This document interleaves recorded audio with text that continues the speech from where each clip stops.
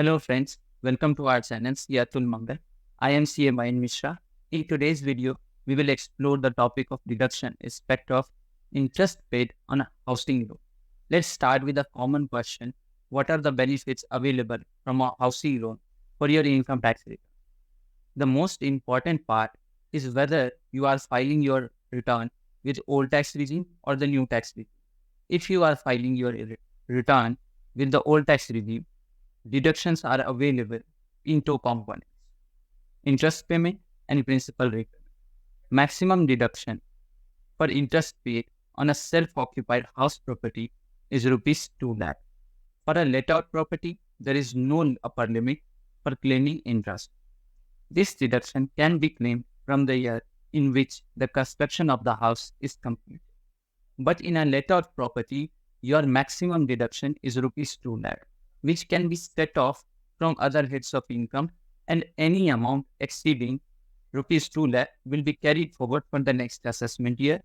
This deduction is available for both residents and non-residents, for senior citizens and non-senior citizens. Now, if you are filing your income tax return with the new tax regime, if it is a self-occupied property, you will not get any deduction. But in a let-out property, your maximum interest deduction is up to your rental income, provided it cannot be negative, and any loss arising from house property cannot be carried forward for the next assessment. Another commonly asked question is whether interest deduction is available for pre-construction period. Yes, you can claim interest on a housing loan paid before the completion of the construction of the property. It is termed as pre-construction interest. It is allowed in 5 equal installments beginning from the financial year in which the construction is completed. The limit of rupees 2 lakh will also apply for pre-construction interest in this case of a self-occupied property and let-out property.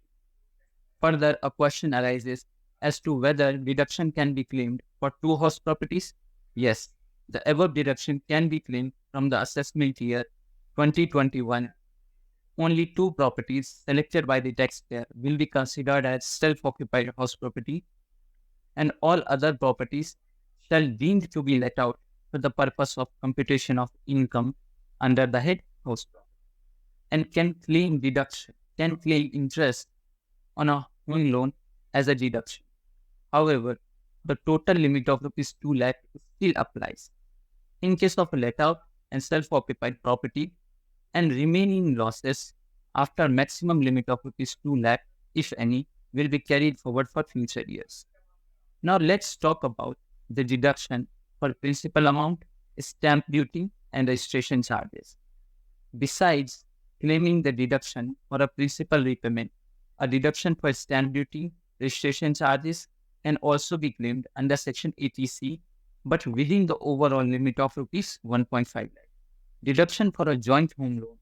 If the loan is taken jointly, each loan holder can claim a deduction for home loan interest up to rupees 2 lakh each, and principal repayment under Section 80C up to rupees 1.5 lakh each in their tax returns, provided both the co-owners are paying the loan.